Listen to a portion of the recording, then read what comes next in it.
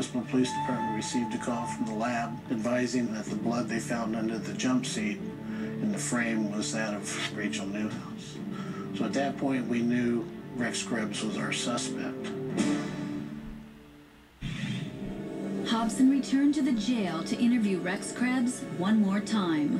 Eventually, I got around to showing him an 8-ball keychain that had been found during the search of his home. I then confronted him with his jump seat and told him we found blood underneath it.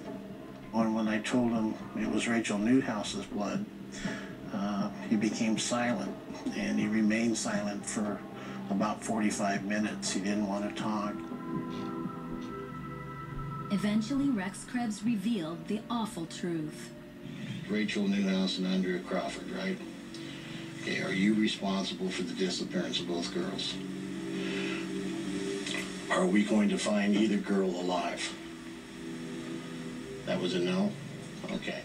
At that point, he spent the next 3 hours telling me what he did, how he did it, how he killed Rachel and Andrea.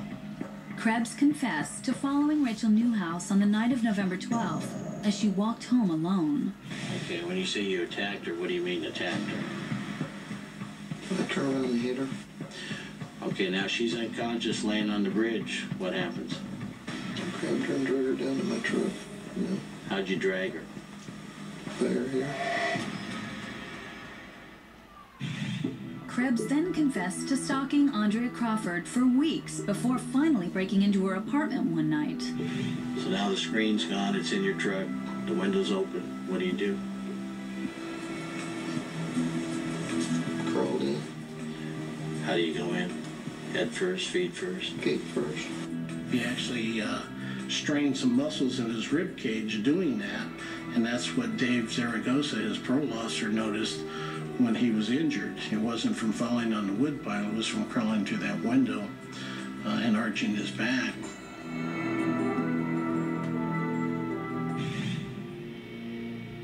Mary Hobson's role is absolutely crucial in this case because it was Hobson who got Krebs to talk. And Hobson only was able to do that by establishing a rapport with Krebs. And Krebs sort of felt like he could trust Hobson and talk to him. I'm sure he did a lot of things to those two young ladies that we still don't know about, that he's never told anybody about. But if he thought we could prove it, he was willing to talk about it. But he was pretty explicit in what he did, how he did it, and why he did it. On April 23rd, 1999, Rex Krebs agreed to show investigators where the bodies were buried. Go ahead, you get out, Rex. We got it, Rex. I explained to him the parents, the loved ones, wanted some closure, and I wanted him to take us out and show us where he buried them. And he was willing to do that. So he took us out to Davis Canyon and went right to the spot where he had buried Rachel, about a mile from his house, up on the hillside about 50 yards. He then took us to his house and pointed out where Andrea's body was, about 30 feet from his back door. Well, my initial reaction was that I felt really bad and very sad for the family and what those two young ladies went through.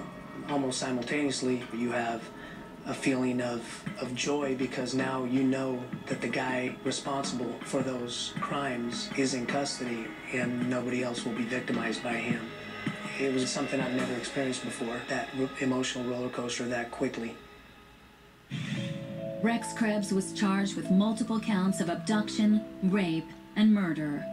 Krebs pled not guilty, blaming his violent sexual urges on an abusive childhood and alcoholism. Rex Krebs said he's suffering from a psychological disorder called sexual sadism, and his defense team's argument during the trial was that he couldn't control his actions and that he had these fantasies about raping women that were just overwhelming and he couldn't stop.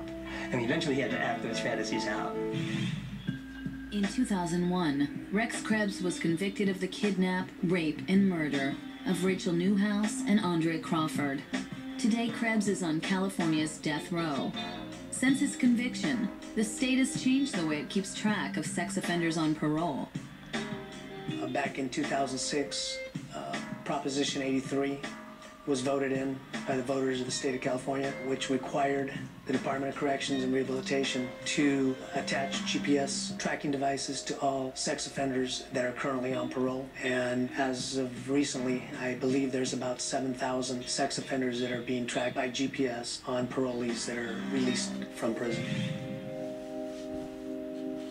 When we continue, a mother shares her anguish. She was walking to her car, talking to Chris on the cell phone, and suddenly the phone went dead.